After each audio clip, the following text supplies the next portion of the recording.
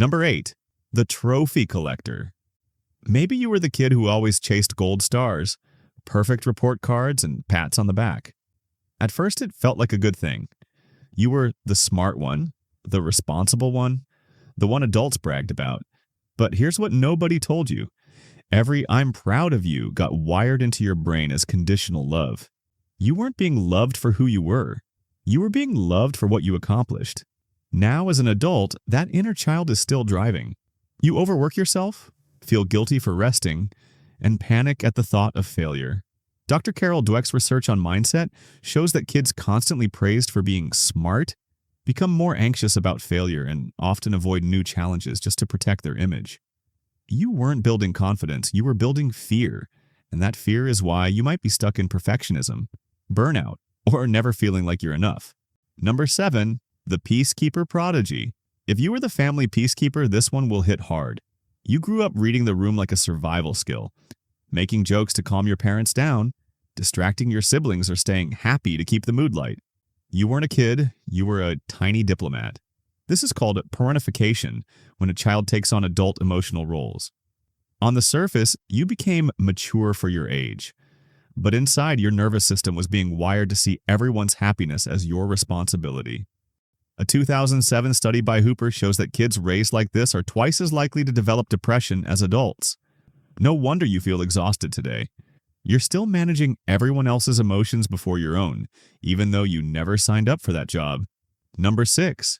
The invisible child. You were the kid who learned the safest way to survive was to disappear. You stayed quiet, avoided asking for things, and became the easy one. The adults loved it. She's no trouble at all. But what they were really praising was your ability to erase yourself. Now you struggle to ask for help, voice your needs, or even believe you deserve attention. Research shows that emotional neglect in childhood is linked to a 59% higher chance of developing social anxiety as an adult. That invisibility became armor, but today it keeps you isolated. You're not unworthy. You were just trained to take up less space. Number 5. The crisis expert. Maybe your home was unpredictable. Fights could break out at any moment, rules changed daily, or you had to tiptoe around someone's anger. You became a crisis expert, always scanning for danger like a little radar system. That constant hypervigilance rewired your brain.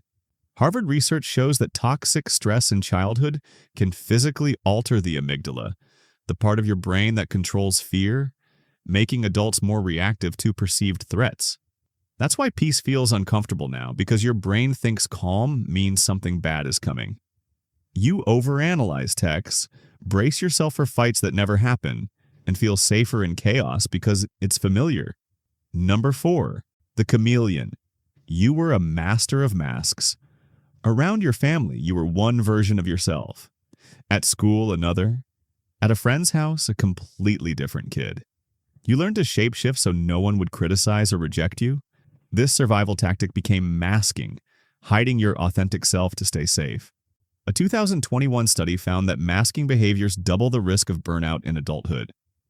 Now, you might feel disconnected from your real personality. You've spent so long performing that you don't know who you'd be if you stopped. Number 3. The Overgrown Helper. You became the little adult too early, making breakfast for siblings, comforting a crying parent, or solving grown-up problems before you even understood them. You weren't just helpful, you were parentified. That role taught you that self-sacrifice equals safety. Today, you probably attract emotionally draining people, overextend yourself at work, or feel guilty when you say no. Research shows parentified kids are 3 times more likely to enter codependent relationships. You learned early that your value was in taking care of others, not yourself, and breaking that cycle is hard. Number 2. The emotion locker. Maybe you were told to stop crying, toughen up, or don't be dramatic. So you did. You locked your feelings away thinking it made you stronger. But emotional suppression isn't strength, it's survival. Long term, this habit backfires. Studies show suppressing emotions raises the risk of heart disease by 47%. And emotionally, it creates distance in relationships. You might be calm on the outside but boiling on the inside, unsure how to express yourself without fear of judgment. This isn't you being cold. This is you protecting yourself the only way you knew how. Number 1. The Scarcity Mindset Kid. If you grew up with money stress, food insecurity, or constant instability, this one explains a lot. You may have learned to cling to everything: clothes, relationships, even jobs you hate, because letting go felt dangerous. ACE studies, adverse childhood experiences, show that growing up in poverty doubles the risk of adult anxiety disorders. Your brain was wired for survival, not abundance. That's why you overprepare, oversave, or feel panic over losing anything. You're not greedy or paranoid. You're still carrying a scared child inside who remembers what it felt like to go without.